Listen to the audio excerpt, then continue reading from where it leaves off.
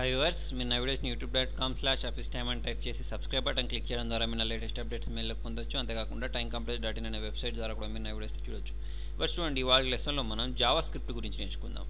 ఏంటి Java script అంటే చూడండి, ఇక్కడ మనకు జావా స్క్రిప్ట్లో వచ్చేసి ఫస్ట్ మనకు జావా స్క్రిప్ట్ తెలుసుకోవే ముందు ఇవి తెలిసి ఉండాలి. What is JavaScript, use of JavaScript, advantage of JavaScript, Java versus JavaScript, what should you already know, what you need to start.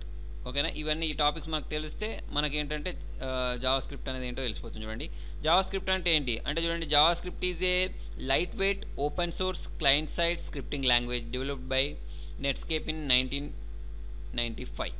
Okay, అంటే ఈ Java script అనేది ఏంటి అంటే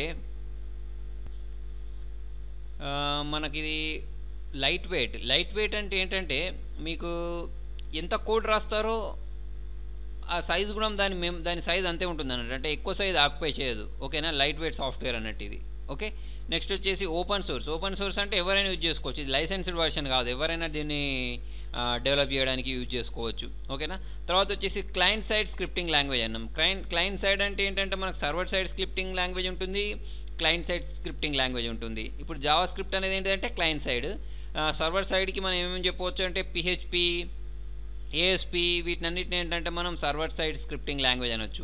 ఏంటి రెండింటి మధ్యలో తేడా అంటే చూడండి, క్లయింట్ సైడ్ స్క్రిప్టింగ్ లాంగ్వేజ్లో ఏమవుతుంది అంటే దీని డీకోడింగ్ అంతా మన బ్రౌజర్లోనే జరుగుతుంది అన్నట్టు. ఓకేనా, దీనికి ఎటువంటి సర్వర్ అవసరం లేదు మనకు. అదే మనకు PHP కానీ లేకపోతే ASP కానీ దానికి ఏంటంటే మనకు ఒక సర్వర్ కావాలి, ఆ సర్వర్లో కోడ్ అంతా కన్వర్ట్ అవుతుంది. ఓకేనా, బ్రౌజర్లో కన్వర్ట్ అవ్వదు. ఓకేనా, అపాచీ లాంటి సర్వర్స్ ఉంటాయిగా, సర్వర్లలో కన్వర్ట్ అవుతుంది. దీనిలో ఏంటంటే బ్రౌజర్లోనే కన్వర్ట్ అయిపోతుంది. ఓకే, ఇది ఎవరంటే నెట్స్కేప్ వాళ్ళు డెవలప్ చేశారు 1995లో. తర్వాత స్టార్టింగ్ది ఇది ఏంటంటే లైవ్ స్క్రిప్ట్ అని దానికి ఒక పేరు ఉండే అన్నట్టు. జావా స్క్రిప్ట్ లేదు, దాని పేరు ఏంటంటే లైవ్ స్క్రిప్ట్ అని ఉండే.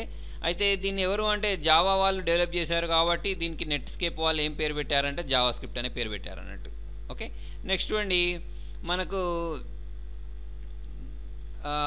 Use of Java script. అసలు జావా స్క్రిప్ట్ ఎందుకు అని అంటే చూడండి, జావా స్క్రిప్ట్ తోటి మనం డైనమిక్ వెబ్ పేజెస్ క్రియేట్ చేయొచ్చు. ఓకేనా, రిచ్ క్లయింట్ సైడ్ ఇంటర్ఫేస్ చేసుకోవచ్చు. అంటే ఫర్ ఎగ్జాంపుల్ మనకు సరే దీంతో ఏంటంటే స్క్రిప్టింగ్ అండ్ వాలిడేషన్స్ చేసుకోవచ్చు. ఓకేనా, తర్వాత IP ఇన్ఫర్మేషన్ని, బ్రౌజర్ డీటెయిల్స్ని తెలుసుకోవచ్చు. ఇప్పుడు ఒక్కొక్క దాని గురించి చెప్తాను. డైనమిక్ వెబ్ పేజెస్ అంటే తెలుసుగా మీకు, స్టాటిక్ వెబ్ పేజెస్ ఉంటాయి, డైనమిక్ వెబ్ పేజెస్ ఉంటాయి. ఇప్పుడు HTML తోటి చేసేవి ఏంటంటే అన్నీ స్టాటిక్ వెబ్ పేజెస్, PHP తోటి నెక్స్ట్ వచ్చేసి జావా స్క్రిప్ట్ తోటి చేసేవి ఏంటంటే డైనమిక్ వెబ్ పేజెస్. అంటే చూడండి, యూజర్ ఇంటరాక్ట్ అయ్యే వాటిని ఏమంటామంటే మనం డైనమిక్ వెబ్ పేజెస్ అంటాం. ఇప్పుడు చూడండి, మీరు ఫేస్బుక్ ఓపెన్ చేస్తారు, ఫేస్బుక్ ఓపెన్ చేసి దాంట్లో మీరు కూడా టైప్ చేసుకోవచ్చు. ఏ యూజర్ ఎంటర్ అయితే ఇప్పుడు మీ యూజర్ లాగిన్ ఐడి తోటి మీరు ఎంటర్ అయ్యి మీ ఫొటోస్ని అప్లోడ్ చేసుకోవచ్చు. ఓకేనా, యాక్చువల్లీ ఫేస్బుక్ సైట్ అనేది మీ వెబ్సైట్ అనేది మీది కాదు, అయినా కూడా మీరు ఏం చేస్తారంటే దాంతో ఇంటరాక్ట్ అవుతారు. మీకు నచ్చిన వీడియోస్ పోస్ట్ చేస్తారు, కామెంట్స్ పోస్ట్ చేస్తారు, ఫొటోస్ పోస్ట్ చేస్తారు, వీడియోస్ పోస్ట్ చేస్తారు కదా. ఇవన్నీ ఏంటంటే ఇటువంటి వెబ్ పేజెస్ ఏంటంటే డైనమిక్ వెబ్ పేజెస్ అంట. అదే మీరు నా వెబ్సైట్లోకి వచ్చారనుకోండి, మీరు నా వెబ్సైట్లోకి వచ్చినప్పుడు ఇవన్నీ చేయగలుగుతారా? లేదు, ఇవేంటంటే స్టాటిక్ వెబ్ పేజెస్. నెక్స్ట్ వచ్చేసి రిచర్ లుక్ తోటి దీన్ని ఇంటర్ఫేస్ని డెవలప్ చేసుకోవచ్చు అన్నట్టు జావా స్క్రిప్ట్ అనేది. ఓకేనా, రిచ్ లుక్ ఉంటుంది దాంతో. తర్వాత వచ్చేసి సెక్యూరిటీ అండ్ వాలిడేషన్స్ ఉంటుంది. సెక్యూరిటీ వాలిడేషన్స్ అంటే ఏంటంటే మీరు వాలిడేషన్స్ క్రియేట్ చేసుకోవచ్చు. ఫర్ ఎగ్జాంపుల్, మీరు ఏదైనా వెబ్సైట్లోకి ఎంటర్ అయ్యేటప్పుడు మీరు సరే మీ ఫ్రెండ్కి ఈమెయిల్ పంపాలనుకోండి, ఏం పంపుతారు మీరు అంటే ఫర్ ఎగ్జాంపుల్ నాకు పంపించాలనుకోండి, TimeComputer's ఇన్బాక్స్ అని పంపిస్తే నాకు వచ్చేస్తుందా? రాదు. దాని పక్కకి ఏం రావాలి, @gmail.com అని కూడా టైప్ చేయాలి. అప్పుడు మాత్రమే మీరు నాకు ఈమెయిల్ అడ్రస్ అనేది పంపించగలరు, నాకు ఈమెయిల్ అనేది పంపగలుగుతారు అన్నట్టు. అంటే అక్కడ వాలిడేషన్ అన్నట్టు, అంటే ఎట్టు పెడితేనే మెయిల్ వెళ్ళాలి లేకపోతే వెళ్ళొద్దు అనేది వాలిడేషన్ అన్నట్టు. అటువంటి వాలిడేషన్స్ పెట్టుకోవచ్చు జావా స్క్రిప్ట్ తోటి. యానిమేషన్స్ క్రియేట్ చేయొచ్చు. ఓకేనా, వెబ్సైట్కి యానిమేషన్స్ అంటే ఇప్పుడు మీరు నా timecompress.in ఓపెన్ చేసేటప్పుడు పైన స్క్రాలింగ్ అవుతూ ఉంటుంది చూసారా, అట్లాంటి వాటిని లేకపోతే ఏదైనా మూవ్ అయ్యే వాటిని మనం క్రియేట్ చేసుకోవచ్చు.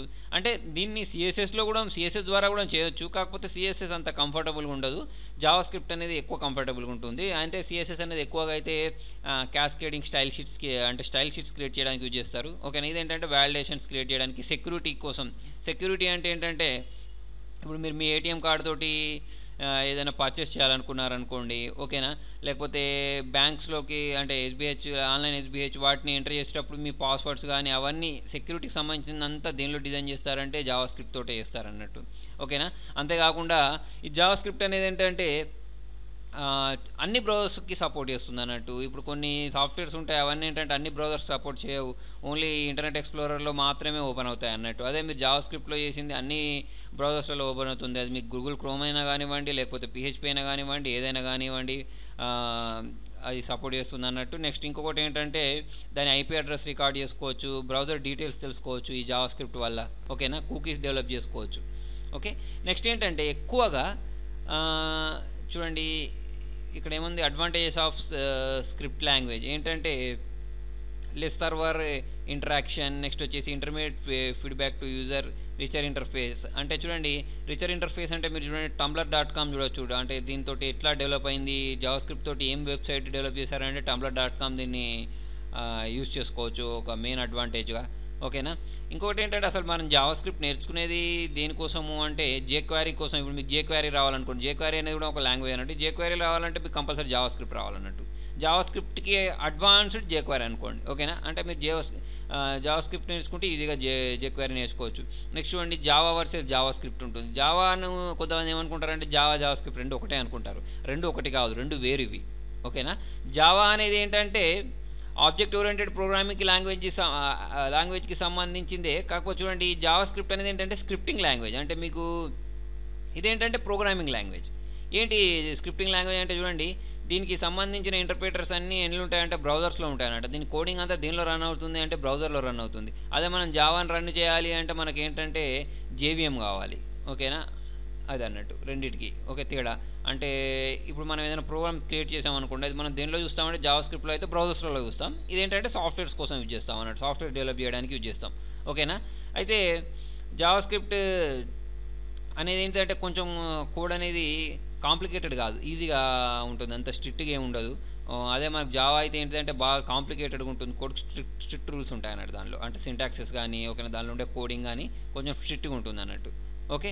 నెక్స్ట్ వచ్చేసి మనకు what should you already know. అంటే మీకు జావాస్క్రిప్ట్ నేర్చుకోవాలంటే ఏమేమి తెలిసి ఉండాలి అంటే చూడండి మనకు బేసిక్ కంప్యూటర్ నాలెడ్జ్ ఉండాలి, అది కామనే. నెక్స్ట్ వచ్చేసి ఇంటర్నెట్ నాలెడ్జ్ ఉండాలి. HTML CSS కంపల్సరీగా తెలిసి ఉండాలి అన్నట్టు. ఓకేనా? తర్వాత కోడింగ్ అంటే మనం ఇంతకుముందు మీరు నా జావా లెసన్స్ విన్నట్టయితే టెక్స్ట్ ఎడిటర్లో కోడింగ్ ఎలా రాయాలనేది కూడా తెలిసి ఉండాలి. తెలిసి ఉంటే మనం ఏంటంటే జావాస్క్రిప్ట్ని ఈజీగా నేర్చుకోవచ్చు. ఓకేనా?